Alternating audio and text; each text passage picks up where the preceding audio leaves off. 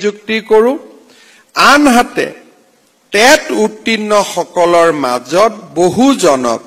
আমি ঠিকাভিত্তিক শিক্ষক হিচাপে নিযুক্তি কৰোঁ যেতিয়া নিয়মীয়া কৰ্মচাৰী এজনে চৰকাৰী চাকৰি কৰে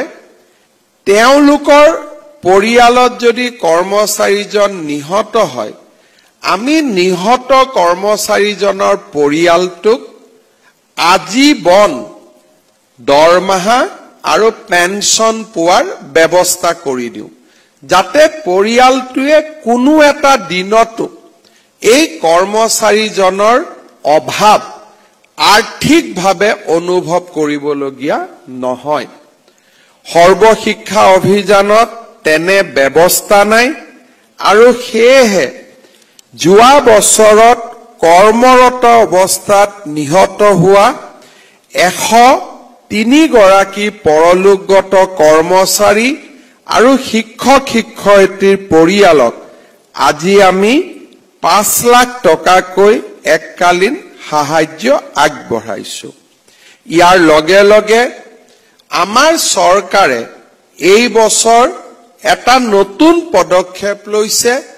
যে সৰ্বশিক্ষা অভিযানত ঠিকাভিত্তিক শিক্ষক ৰূপে কাম কৰা আটাইকেইজন শিক্ষকক 35,000 শিক্ষকক অসম চৰকাৰত নিয়মীয়াকৰণ অৰ্থাৎ অসম চৰকাৰৰ ৰেগুলাৰ কৰ্মচাৰী হিচাপে আমি নিযুক্তিৰ বাবে প্ৰক্ৰিয়া আগুৱাই লৈ গৈছো এই 35,000 শিক্ষক শিক্ষয়িত্ৰীৰ চাকৰি আমি যেতিয়া নিয়মীয়া কৰিম ভৱিষ্যতে ভগৱানে নকৰক তেওঁলোকৰ পৰিয়ালত এনে ধৰণৰ দুৰ্যোগ আহি পৰিলে তেওঁলোকে তেওঁলোকৰ চাকৰি থকা ৰেচিডিউৰি চাকৰি থকা কালছোৱাত পূৰ্ণ দৰমহা পাব আৰু ৰিটায়াৰমেন্টৰ পিছতো অৰ্থাৎ যদি কৰ্মচাৰীজন জীয়াই থাকিলহেঁতেন